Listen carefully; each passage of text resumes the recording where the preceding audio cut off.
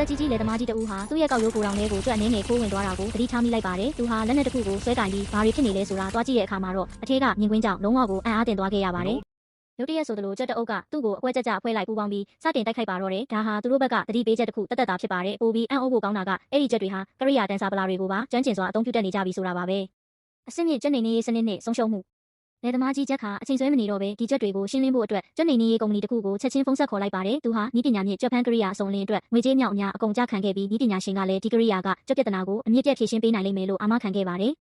ဒါပေမဲ့နောက်တနေ့မနက်မှာတော့ရလက်ကြောင့်ဂျက်တယောက်စိတ်နှလုံးကြေကွဲခဲ့ရပါတယ်။ဘာလို့လဲဆိုတော့သူ့အလွန်ချစ်ရတဲ့ဆူဆန်ဆိုတဲ့ကြောင်လေးဟာအဲ့ဒီထောင်ချောက်တွေကြားထဲမှာပဲအသက်ပြောက်နေခဲ့လို့ပါပဲ။နောက်ရက်တွေမှာလည်းကိုရောင်ထဲကနေပြင်းထန်တဲ့တိုက်ပွဲတံတွေဆင်းဆက်မပြတ်ကြားနေရဆဲဖြစ်ပါတယ်။ဂျက်ခါအေးအေးလူလူထိုင်ပြီးတောက်စရာတစ်ခုကိုတောက်နေရင်စောင့်ကြည့်နေပေမဲ့ရုတ်တရက်ဆိုသလိုစောင့်ကြည့်ကင်မရာလိုင်းကလုံးဝပြတ်တောက်သွားခဲ့ပါတယ်။ဒီဂျက်တွေဟာတဖြည်းဖြည်းပိုပြီးညံကောင်းလှနေပြီဆိုတာကိုသူကောင်းကောင်းရိပ်မိလိုက်ပါတယ်။စက်ရုပ်ကင်းမီကောက် Robotic Scorpion ရဲ့သွေးချောင်းစီးတိုက်ပွဲ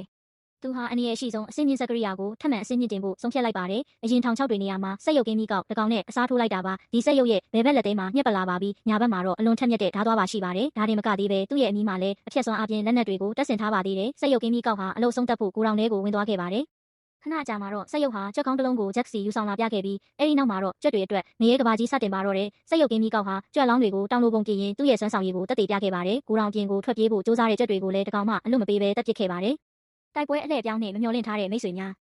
ဂျက်ကဒီမြင်ကွင်းတစ်ခုလုံးကိုစောင့်ကြည့်နေရင်စိတ်ထဲမှာတမျိုးကြီးဖြစ်လာပါတယ်ဒါပေမဲ့စက်ရုပ်ကင်းမီကောက်ကတော့ကြက်တကောင်မှမကြမ်းမချင်းရက်တက်မဲ့ပုံမပေါ်ပါဘူးအဲ့ဒီအချိန်မှာပဲလွင့်စင်လာတဲ့ကြီးကွန်တစ်ခုကဂျက်ရဲ့ဝိုင်ပန်ခွက်ကိုလာမှန်ခဲ့တဲ့အတွက်သူအလွန်ဒေါသထွက်သွားပြီးကိုရောင်တကားကိုဖွင့်ကအထဲကိုတန်းတန်းမတ်မတ်ဝင်သွားပါတော့တယ်အတွင်းထဲကမြင်ကွင်းကတော့စစ်တလင်းပြင်တစ်ခုလိုပါပဲကုန်းမြင့်ပိုင်းကကြက်တွေဟာစစ်ကြောင်းလိုက်တက်ဖြန့်ပြီးစက်ရုပ်ကြီးကိုတိုက်ခိုက်နေကြပေမဲ့စက်ရုပ်ရဲ့မာကျောတဲ့အခွန်ကြောင့်တိုက်ခိုက်မှုအားလုံးလွင့်စင်ကုန်ပါတယ်ပြင်းထန်တဲ့ပြစ်ခတ်မှုတွေအောက်မှာကြက်တွေဟာအတုံးအယုံသေဆုံးနေကြရပါတယ်ကြက်တကောင်ကအခွင့်ကောင်းယူပြီးနောက်ကျောကနေခိုးတိုက်ဖို့စူးစမ်းပေမဲ့စက်ရုပ်ရဲ့တေးစေနိုင်တဲ့လက်သေးတွေကြားမှာပဲတစားစီပြတ်တောက်သွားခဲ့ရပါတယ်ကျန်တဲ့ကြက်တွေကတော့ဒဏ်ရာရနေတဲ့သူတို့ရဲ့တငယ်ချင်းတွေကိုဘေးကင်းရာစီအသေးအတန်တဲဆောင်နေကြပါတယ်အထီးခိုက်အကြဆုံးတွေများလာတာကိုမြင်တဲ့အခါကြက်ကောင်းဆောင်ဟာ tractor အသေးစားလေးတစ်စီးပေါ်ခုန်တက်ပြီးစက်ရုပ်ကြီးစီကိုအရှိန်ကုန်မောင်းနှင်တိုက်မိလိုက်ပါတော့တယ်ပြင်းထန်တဲ့ပုတ်တိုက်မှုကြောင့်စက်ရုပ်ကင်းကြီးကောက်ကြီးဟာတစားစီပျက်စီးသွားခဲ့ရပါတယ်ကြွက်တွေရဲ့အချင်းချင်းအပေါ်တစ္ဆာရှိမှုနဲ့ဂယုဏတရားတွေကိုမြင်တွေ့လိုက်ရတဲ့ဂျက်ခါသူတို့အပေါ်တနာစိတ်ဝင်သွားခဲ့ပါတယ်တိုက်ပွဲပြီးဆုံးသွားပြီလို့ထင်မှတ်နေတဲ့အချိန်မှာပဲအစိတ်စိတ်အမွှားမွှားဖြစ်နေတဲ့စက်ရုပ်ကင်းကြီးကောက်ကြီးဟာနောက်ဆုံးလက်တုံ့ပြန်ဖို့အတွက်သူ့ရဲ့ခန္ဓာကိုယ်ကိုရှေ့သို့တရွတ်တိုက်ဆွဲခေါ်လာပြန်ပါတယ်ကြံရှိနေတဲ့ကြက်တွေဟာထွက်မပြေးကြပဲသူတို့ရဲ့လက်နက်တွေကိုကင်ဆွဲပြီးစက်ရုပ်ရဲ့အရှိမရဲရဲဝံ့ဝံ့မတက်ရဲ့ရင်ဆိုင်လိုက်ကြပါတယ်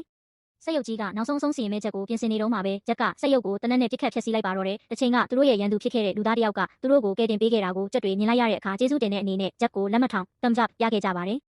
စက်သိန်းပိုင်းထို့နောက်တွင်တော့ကြက်များကဂျက်ကိုသူတို့ရဲ့လှုပ်ဝက်ချက်နီးစနစ်နဲ့လှုပ်ထားတဲ့